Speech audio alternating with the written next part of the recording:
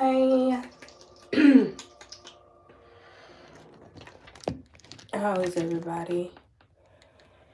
Okay, I just have my phone propped up in a corner right now. One of my close friends, she invited me to this like mini retreat this morning, and so I'm getting ready for that right now. I already put my contacts in, and honestly, my hair, I just took my bonnet off, and this morning skincare routine. So unless I work out, I don't cleanse I don't do a cleanser in the morning because I just woke up. So typically in the morning, if I wake up and I don't work out, I'll just rinse my face with warm water and then turn around and rinse it with cold water. And then I do my moisturizer and SPF. Right? If I do work out, then I will do my full skincare routine, double cleansing. In the morning, I don't put on a serum, but I do moisturize and SPF. That's pretty much my morning routine. I keep it very simple. And now I am putting on my brow gel. I'm trying to figure out what brow gel I like. I don't know, y'all. Like I'm ready to stop filling in my brows because I fill in my brows with a brow pencil, but I'm kind of over that. But anywho, I'm really excited about this retreat, this mini retreat that my homegirl invited me to. Because I do want to host retreats. Like maybe next year I'll start with like a mini retreat. So I think this will be really good for me to experience, to kind of give me ideas on what to do and like, you know, things that I can incorporate, and then just kind of see if I can find out some behind the scenes stuff or whatever, and just networking, but also pouring into myself, right? And I'm using the Anastasia Brow Freeze Gel. I like this, honestly. First I went in with the NYX Brow Gel, the Neat Freak, and I like it, but I feel like it's not going to give me an all-day hold. And so now I'm going in with this. So y'all, a year ago, I had this dream. Actually, probably more than a year ago now. I know it was last year though. I had this dream that I was on a farm, right? Like it was my land. I was on a farm, and I don't know, but like the state of the economy like crashed. Like I guess the dollar didn't matter anymore. Like the dollar didn't have value anymore at this point, and people was basically like looting, like going from one place to another, like looting and just stealing and taking whatever they wanted and killing. Well, unaliving. I don't know if I could say killing on here. Unaliving, offing people. They was offing people, right? And that dream kind of scared me, and I never really understood what that dream meant.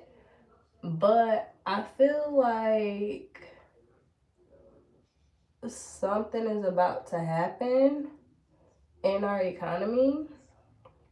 And just from like talking to, oh, this was a horrible idea. I have all this white stuff coming out of my eyebrow now from the gels.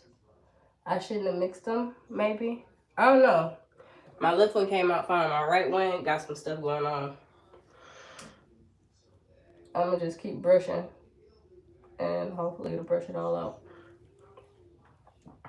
But yeah, and so, you know, paying attention to what some of the other creators, spiritual creators, have been talking about and stuff, like I do think that there's some some truth to it, but I don't like to live in fear, so I'm gonna continue to carry on my days and let God, spirit, source, the divine, whatever y'all call him, I call him the divine, and then my angels and my spirit guides and my ancestors, I'm gonna let them just continue to guide my life, because after I've surrendered some years ago, baby, it's only been up. So a lot of lessons, but it's only been up. Like, I couldn't imagine myself being the person that I am today if you would have told me all of this would have went down some years ago. Like, yeah. Anywho, so I don't want to like put fear into nobody, because I feel like we don't have anything to be afraid of, especially if you're living in authenticity and you have an established relationship with God. And when I say God, I don't mean from a biblical sense. I mean like a true relationship. Well, no, I do mean from a biblical sense. I mean like, I don't mean from a religious sense. I mean you having a direct relationship with God. Like, if you are not talking to God and you're allowing somebody else to tell you what God says, which sometimes is not a bad thing, right? But you still need to have a fortified relationship with God yourself.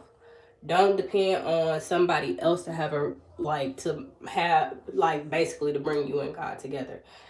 And I can honestly say that since I developed my own relationship with God, I have a lot more clarity, and I have an established like sense of direction that makes more sense to me, if that makes sense.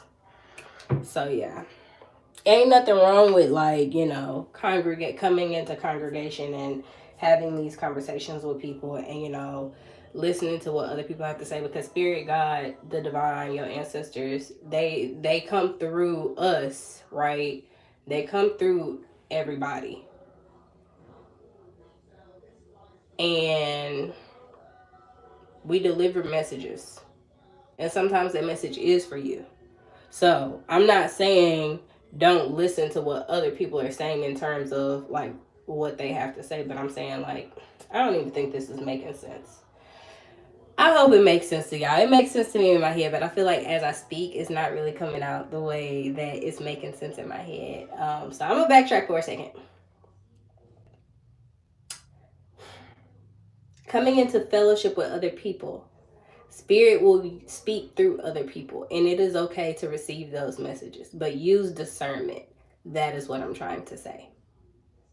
Use discernment, take what's for you, leave the rest, right? Because don't try to force something that's not for you. You'll mess around here and go astray and start preparing for the wrong thing, right? So ultimately, yeah, I don't want anybody to be afraid or like think, oh gosh, the economy is collapsing, we're not going to be able to survive, right? I don't think that's necessarily the case. I think that it is all God's divine plan, and it's either you go step into your purpose and live authentically, or you're going to keep being astray. It's really up to you. So that's my message. I don't know like how I got to that farm in that dream. I mean, I do want land, right? But I don't know how I was on that farm in that dream. And it could have been from a past life. Who knows at this point? Like I said, that dream was so long ago, and I was still new on my spiritual journey. So I didn't even know how to ask questions. Like, I was just kind of going with the flow. But all I'm going to say is World War III is spiritual. I don't think it's a physical war. I think it's a spiritual war.